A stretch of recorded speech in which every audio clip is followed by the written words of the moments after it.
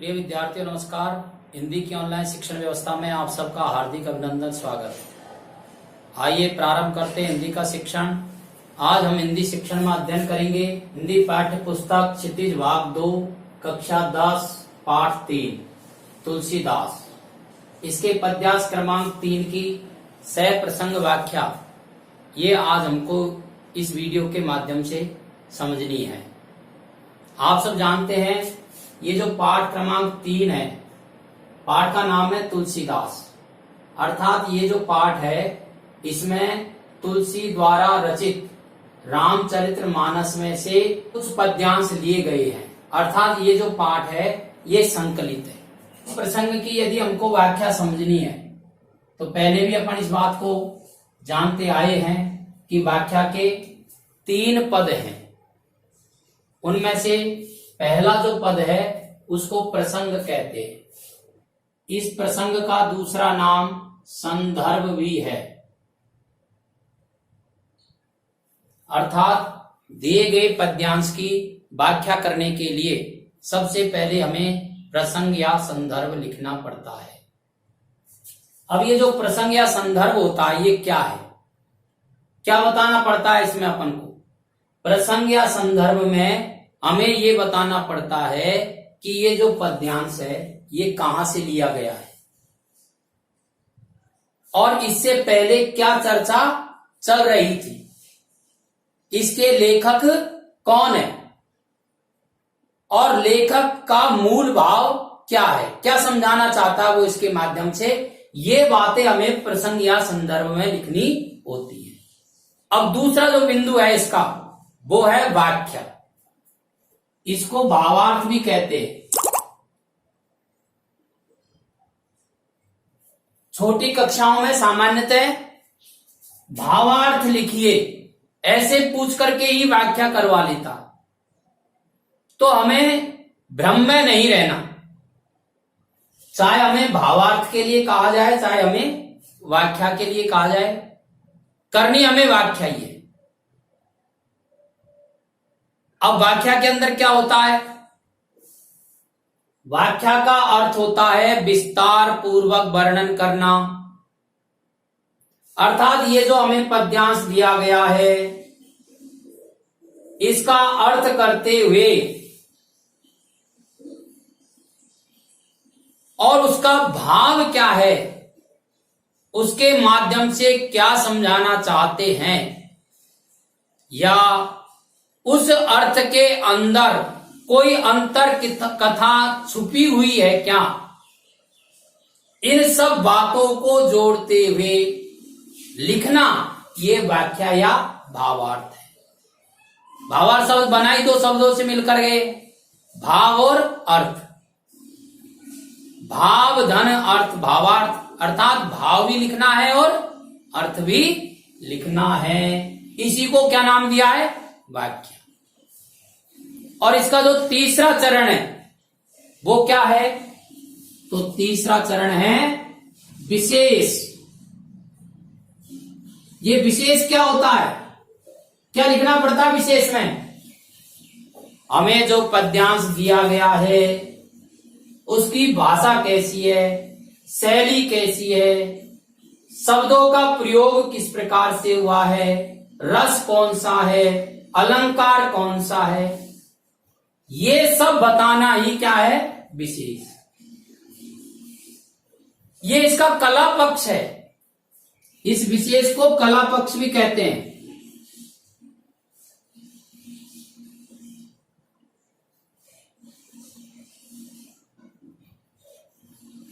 काव्य सौष्ठव भी कह सकते हैं।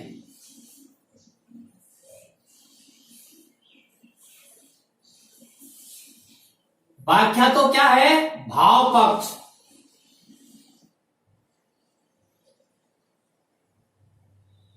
और विशेष क्या है, कला पक्ष। बड़ी कक्षाओं में आगे चल करके व्याख्या शब्द नहीं पूछा जाएगा आपसे। वो क्या कहेंगे, दिए गए पद्यांश का भाव पक्ष एवं कला पक्ष लिखिए।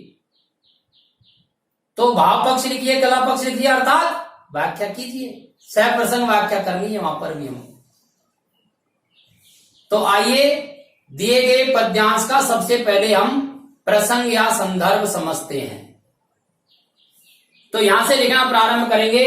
प्रस्तुत पद्यांश हमारी हिंदी की पाठ्य पुस्तक क्षितिज भाग 2 में संकलित महाकवि तुलसीदास द्वारा रचित रामचरितमानस के बाल कांड से उद्धृत है। इस पद्यांश में लक्ष्मण और परशुराम के बीच में हुए विवाद का वर्णन किया गया है। एक तरफ लक्ष्मण विभिन्न प्रकार के व्यंग बाणों द्वारा परशुराम जी को लज्जित करते हैं, तो वहीं दूसरी तरफ परशुराम जी उनकी बातों को सुनकर के उनको डांटते हैं, धमकाते हैं और डराने का प्रयास करते हैं। पद्यांश के माध्यम से लक्ष्मण और राम जी की महानता और परशुराम के क्रोध को व्यक्त किया गया है। ये क्या हो गया? प्रसंग या संदर्भ। अब इसके बाद हमको व्याख्या करनी है, तो आइए समझिए। बिहसी लखनु बोले मृदुबानी, अहो मुनीषि महाभट मानी। पुनि पुनि मोहे दिखावे कुठारू, चैते उड़ावन भूखी पहारू। यहाँ कुमड़ बतिया को नाई, जे तरजनी देखी मर जाई। भृगुसुत समझु जनेऊ बिलोकी, जो कछु कहूँ सहोरि सिरो की। सुरमही सुर हरि जन अरुगाई, हमरे कुलइन पर न सुराई।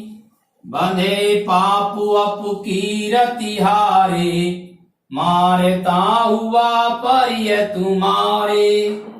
कोटि कुलिस सामे बचन तुम्हारा, व्यर्थ धरम धनवान कुठारा।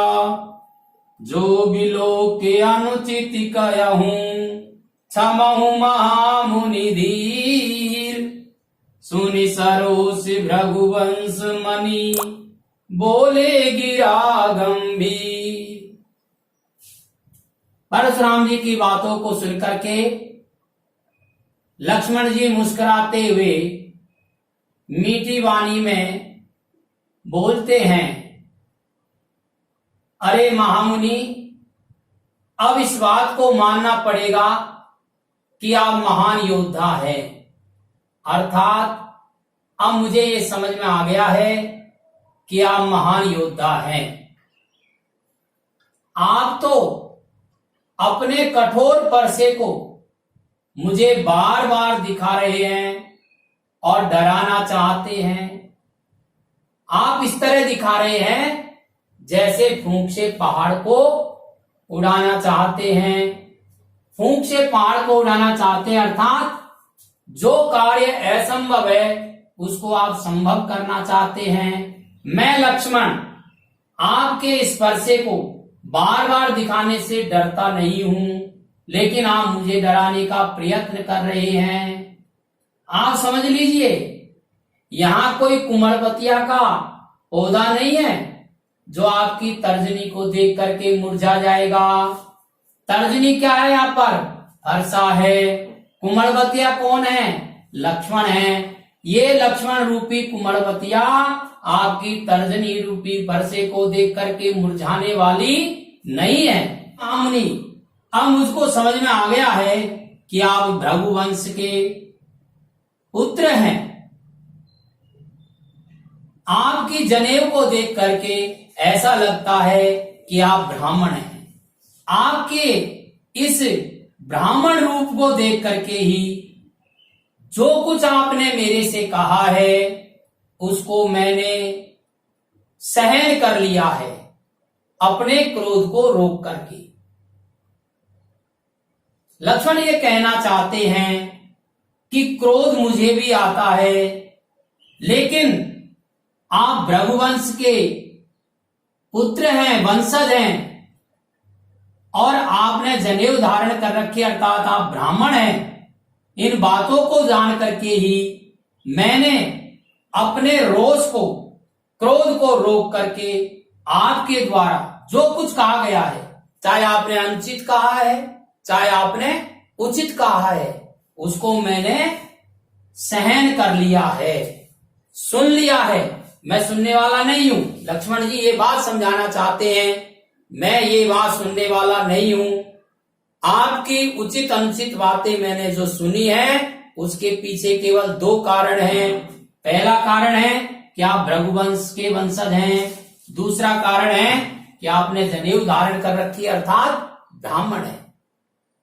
अब मैं आपको एक बात समझाना चाहता हूं कि हमारे कुल की ये परंपरा है, हमारे कुल की ये परंपरा है कि सूर्यानी देवताओं पर, महिषुर यानी ब्राह्मणों पर, हरिजन यानी भगवान के भक्तों पर और गाय पर वीरता नहीं दिखाते हैं। अर्थात इन चार पर हम अपनी वीरता नहीं दिखाते हैं। क्यों नहीं दिखाते हैं उसका कारण भी मैं बताता हूं आपको। यदि इन चारों को हम मार देते हैं तो पाप लगता है, और यदि इनसे हार जाते हैं तो अपयश फैलता है। अब आपने जनेऊ धारण कर रखी है, आप ब्राह्मण हैं, इसलिए आप पूज्य भी हैं और वध करने के योग्य भी नहीं हैं। अतः आप यदि हमें मारेंगे तो भी हम तो आपके चरणों में ही पड़ेंगे, क्योंकि आप ब्राह्मण हैं और ब्राह्मणों पर हम वीरता नहीं दिखाते हैं। इसलिए यदि आप हमें मारोगे तो भी हम आपके चरणों में ही पड़ेंगे। एक बात मैं कहना चाहता हूं महामुनीश, आपके जो वचन है ये तो वज्र के समान कठोर है। आप व्यर्थ में ही धनुष बाण और फरसा धारण किए हुए हैं, अर्थात आपको धनुष बाण और फरसा धारण करने की आवश्यकता ही नहीं है, क्योंकि आपके वचन ही इतने कठोर हैं कि धनुष बाण और फरसा धारण करने की आवश्यकता ही नहीं है। इस प्रकार से लक्ष्मण इस पंक्ति के द्वारा परशुराम के वचनों की कठोरता पर तीखा व्यंग करते हैं। हे महामुनि, आपके इस रूप को देख करके, जो आपने धनुष बाण और फरसा धारण कर रखा है, इस रूप को देख करके मैंने आपको क्षत्रिय समझा, वीर समझा, इसलिए मैंने जो कुछ अनुचित उचित जो कुछ कहा है उसके लिए मैं क्षमा मांगता हूं। मुझे पता बाद में चला कि आप ब्राह्मण हैं।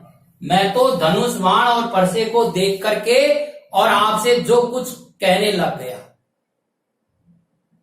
तो जो कुछ मैंने कहा आपके इस रूप को देख करके वो उचित था अनुचित था, मैं उस सब के लिए माफी चाहता हूं। और आप तो बड़े धैर्यवान हैं,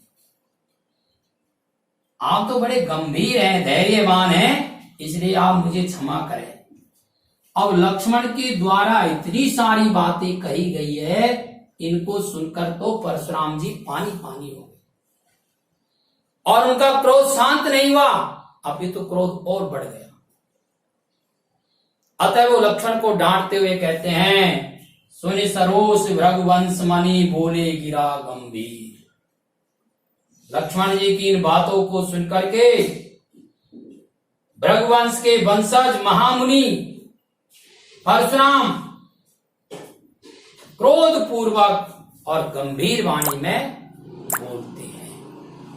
अब क्या बोलते हैं इसका अध्ययन हम अगले पद्यांश में करेंगे। ये इसकी व्याख्या होगी, इसी प्रकार से लिखनी है आप। अब विशेष, तो विशेष में भाषा, पहला बिंदु विशेष का भाषा रहता है, तो इसकी भाषा अवधि है। शैली, चूंकि ये छंद में लिखी गई है इसलिए प्रबंध शैली है।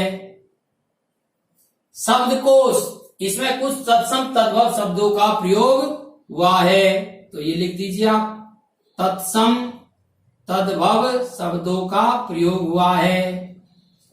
छंद, चौपाई छंद और दोहा छंद का प्रयोग हुआ है। रस अलंकार उपयोग के अनुसार है। इस तरह से इसका ये हम विशेष लिख देंगे। समझ में आ गया होगा। अब लिखने की दृष्टि से आप इसका स्क्रीनशॉट ले लीजिए और समझने की दृष्टि से आप कम से कम 2 बार इस वीडियो को आवश्यक रूप से सुने। सुनने से अच्छा याद होता है। यदि आपने इसे सब्सक्राइब नहीं किया है तो सब्सक्राइब अवश्य करें। धन्यवाद।